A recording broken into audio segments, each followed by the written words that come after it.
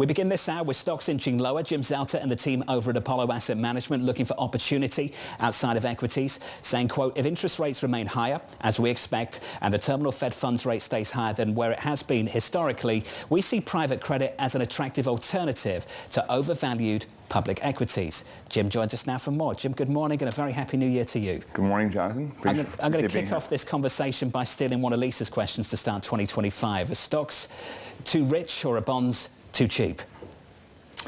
Well, I think we have a backdrop. I think your point about the U.S. and China and Europe and the three parties, it's our view that and Torsten has been very consistent. The U.S. economy has been the beacon of opportunity in the last several years. Strong economic growth, capital coming in from around the globe. And so in terms of, I don't want to talk about the stock market, I'd rather talk about the underlying economy. Sure.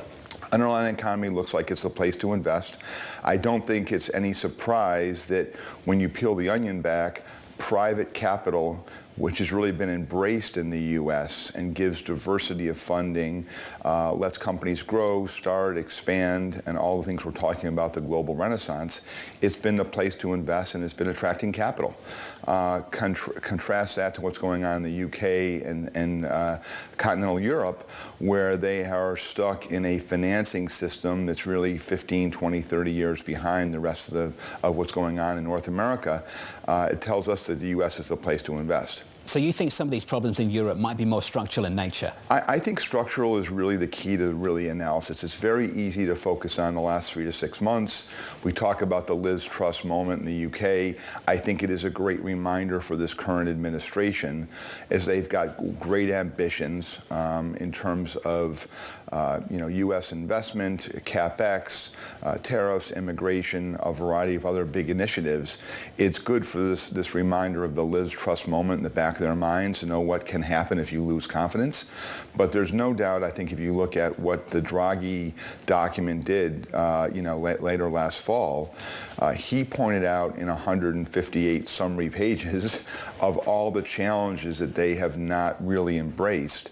And while the banks are in better shape than they've been in a couple of decades in Europe, the U.S. is the standout. We have the greatest financial services sector in the world. We have the deepest, broadest capital markets. We've undergone a tremendous amount of regulations on our banks, and they've continued to thrive in a more narrow world.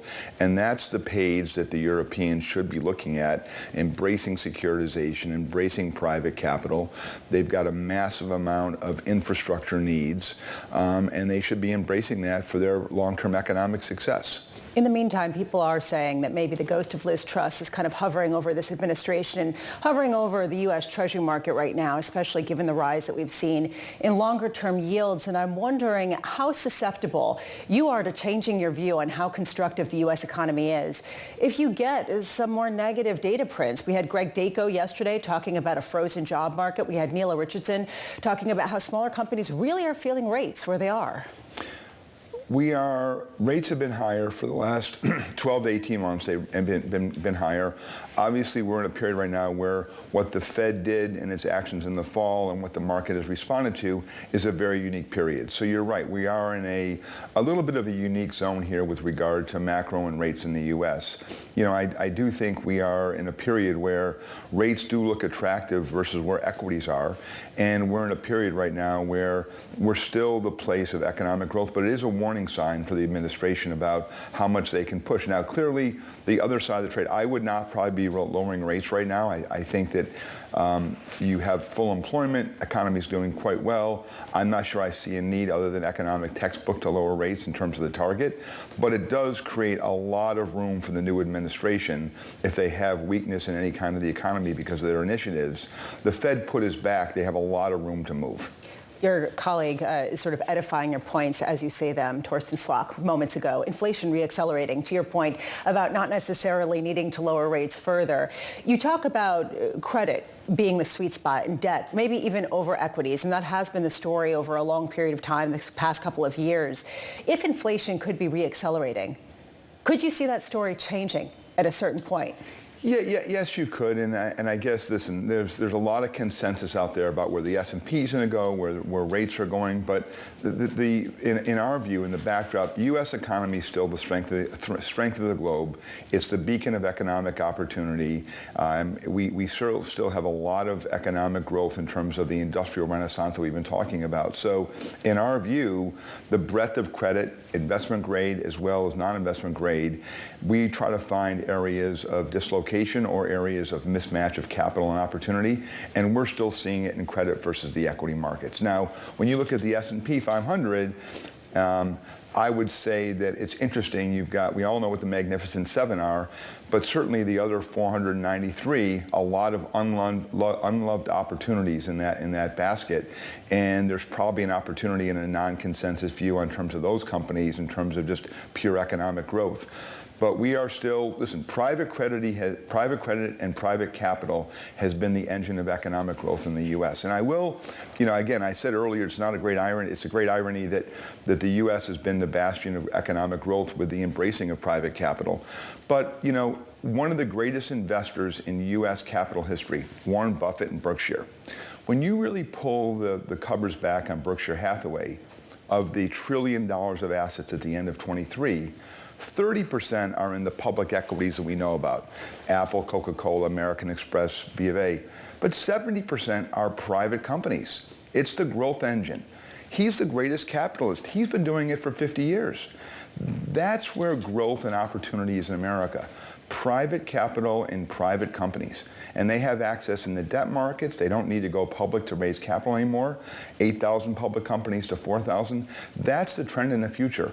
And we're sitting really at an intersection trying to bring those opportunities to the broad group of investors, retirees, and savers around the globe. So you mentioned Europe, and Europe, certainly, the bank channel is overburdened. And we've been talking about this for years, the Europeans have. Draghi talked about trying to do something with public markets in the same way we have here in the United States.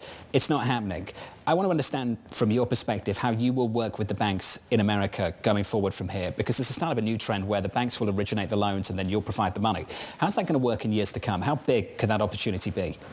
Oh, I think 24 was a pivot year. For us as a leading firm in this industry and in this sector, there was a great headline, and you and I talked about, the three of us have talked about on this show many times, where the great battle between private capital and banks. The reality is, if you look at the commercial dialogue going on between the top 5, top 10 institutions and the handful of us that lead our industry, the amount of integration, dialogue, working together on big deals has never been deeper. Obviously, there was our Citibank transaction, our Citigroup transaction. There was a transaction we did with Standard Chartered, BNP. And so I think we're still at the early days. These partnerships need to have substance. They can't be, excuse the phrase, shotgun marriages. They have to be ones that really have substance, dialogue, trust, and some history of doing a lot of transactions together. We've been fortunate in all the ones we've put together where there has been a lot of either history of personnel or of activity. But I think still it's early days, early innings. Now, there's a lot of headlines just to grab headlines, and there's not a lot of substance behind them.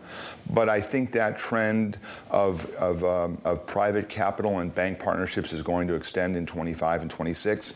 And I do think, if you think about the economic backdrop, I do sense that there is a great opportunity for strategic M&A. That clearly feels like it's going to happen. I'm a little bit more skeptical about the massive IPO window. If you look at the last 10 years, equity issuance has been about $250 billion, 50 billion IPOs, 200 billion secondaries. That's removing all the SPAC numbers. I think you still have a valuation issue with a lot of private equity companies that want to come out and do their IPO. And so I think we have a consensus view or non-consensus view at Apollo that number is going to be not as large as people think.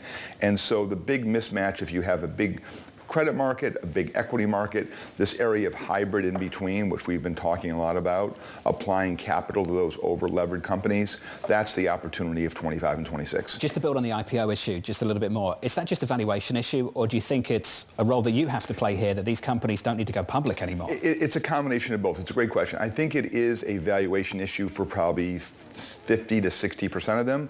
I think it's very, very clear now private companies have access to all sorts of capital, debt and equity, preferred, convertible, whatever it may be.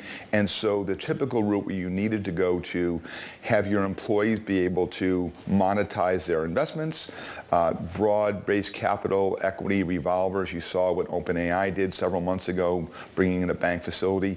There's tremendous pools of capital, private capital, that can fund and finance these companies. So going public is by no means the ticket to liquidity that you needed in the past. A lot more options. In 5 to 10 years, will there be a difference between public and private markets? We don't believe so. I think there will be some differentiations, and I think the question that gets raised right after that question that you ask is, well, is there going to be a massive compression in yields? And the advantage is going to go to those folks that have the bigger, you're going to make money on the origination.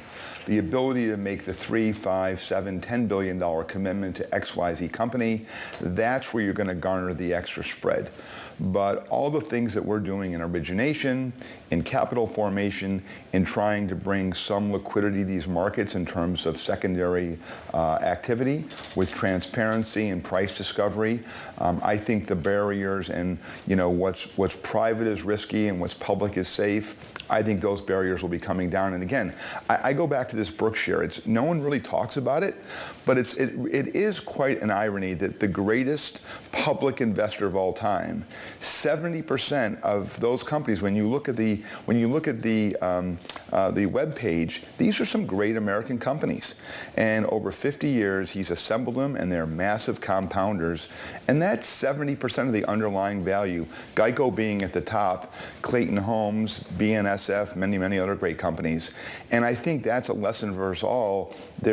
There's companies that are private and there's private equity. You should differentiate between the two, but we clearly want to be part of that big trend and offer those to investors and retirees around the globe. It's a big change in market structure. You're going to be sticking with us to talk about that change in market structure and the changes we could be seeing in Washington, D.C. a little bit later this year. Jim Zelter there of Apollo Asset Management.